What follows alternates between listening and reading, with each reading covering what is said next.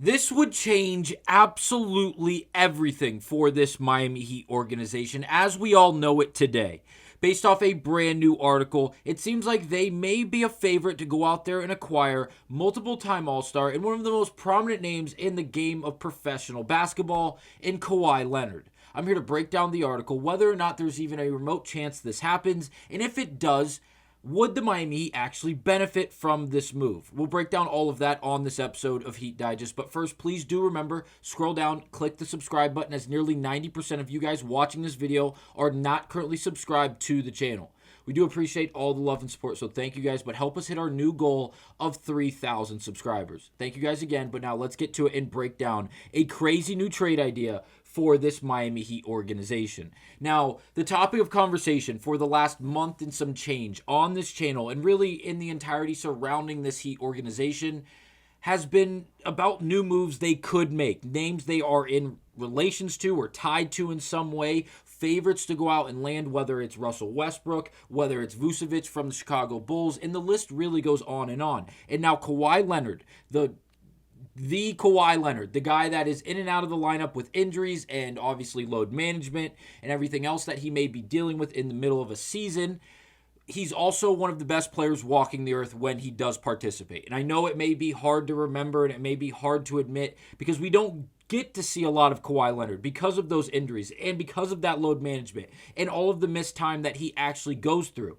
But when he's on the floor, there is no denying it. And I'm not even the biggest Kawhi Leonard fan. He's played for the Spurs, who the Miami Heat back in, 2013, 2014, 2012, all had to play against, where they were an absolute problem. And obviously he wasn't as good as he got to, and he is now, but he was a young starring piece or budding piece on that championship level team before we all know he went to Toronto and he performed the miracle work that he did over in Toronto, and he ended up winning them an NBA title. Then he went to the Clippers. He missed a year, and he's been with the Clippers ever since. But the amount of games he has missed has been the biggest flaw for Kawhi Leonard. If you look at the accolades and you look at where he ranks when it comes to the Defensive Player of the Year or the MVP or just all-star ballots, he is at the top of the crop year after year if he puts the games in, if he's able to play the minutes. So that is the player that Miami Heat would be getting. And now on paper and just having the barbershop conversation about whether or not Kawhi Leonard would help this Heat team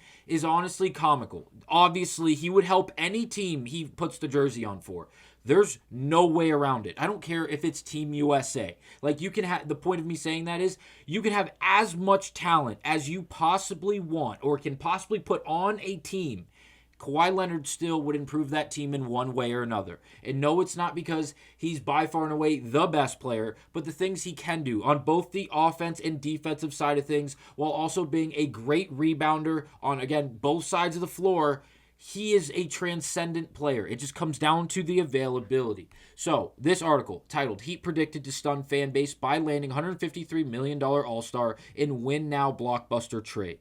Now, it opens up the article by mentioning how the Clippers have the oldest lineup in the entirety of the league. Chris Paul, Bradley Beal, James Harden, Kawhi Leonard. The list goes on of the other notable older names a part of this Clippers team. Now, the collection of talent and the names on the pieces of paper when you look at this roster is a bit funny because these names, yes, despite being out of their primes, are elite level talents. It almost looks like a created roster on 2K, and it really and truly it does.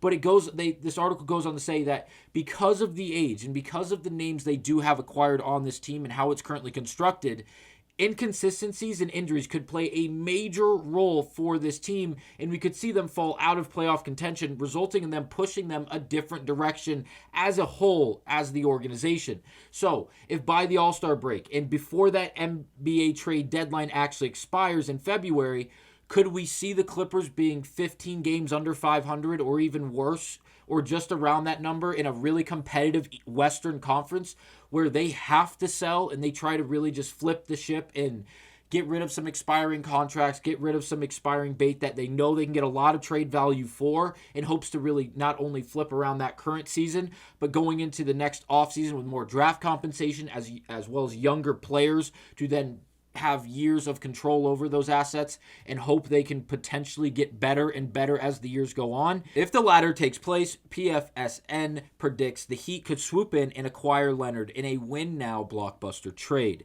Now, I will say it is a bit interesting seeing news from Pro Football Network for covering the game of basketball, so I will say take it with a grain of salt, but this conversation on this article and through this article sparked a lot of conversation on the online side of things where it got a lot of traction. I'm here to just address it. I don't personally think there's any chance the Heat would be involved in this conversation unless the asking price was the bare minimum. We have to understand who Kawhi Leonard still is and the money he is still currently owed. In the second of a 3-year deal where he's going to be getting paid $50 million this season, as well as next year, which will be the final year of that deal, which is his age 35 season, is costing $50.3 million. Overall, not the cheapest price, especially for someone who's getting older day by day, obviously like everyone else, but who has also been so injury prone over his career up to this point.